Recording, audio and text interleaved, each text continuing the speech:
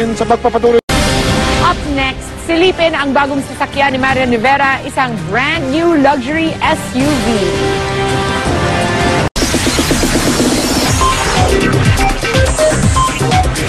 Chika Minute! Umahataw ngayon si Marian Rivera sa kanyang magkakasunod na projects, mapa TV man o pelikula. Ang pakonsuelo ng primetime queen sa kanyang todo kayod na pagtatrabaho, isang bagong-bagong luxury SUV. Silipin yan sa chika ni Nelson Canlas. Back to work na si Marian Rivera sa Temptation of Wife matapos ma-ospital noong isang linggo. Sa kwento ni Marian, nakaranas daw siya ng matinding sakit ng ulo dulot ng stress. Kaya alalay na raw siya ngayon sa kanyang kalusugan kahit pa sunod-sunod ang taping niya para sa patok na kapuso drama at sa Valentine's film na My Lady Boss. Sa ngayon, honest naman ako, hindi pa ako masyadong okay na okay. Pero at least okay ako dahil back to work na uli ako.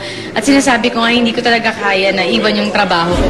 Na-touch naman si Marian sa mga nag-alala para sa kanya. Nabasa ko yung mga message nila at in-email lahat sa akin ni Pop. Pinagsama-sama nila yung mga message nila at binasa ko. So nakaka-touch lang talaga na kahit konting bagay na mangyari talaga sa akin ay nag-aalala talaga sila. Kabi-kabila ang projects ng Primetime Queen. Sunod-sunod din ang blessings. Ang pinakahuli, ang kanyang brand new luxury SUV. Naging mailap si Marian ng tanungin tungkol sa bago niyang sasakyan, pero komportableng-komportable raw ito. Meron ba? Meron, nakita ko sa labas eh. Hindi akin yun. Pero ito, katas syempre ang pinagkirapan. Yeah mo na. Sa ngayon, labis ang pasasalamat ni Marian sa pagtangkilik ng mga kapuso sa Temptation of Wife at abangan daw ang marami pang twist at revelations.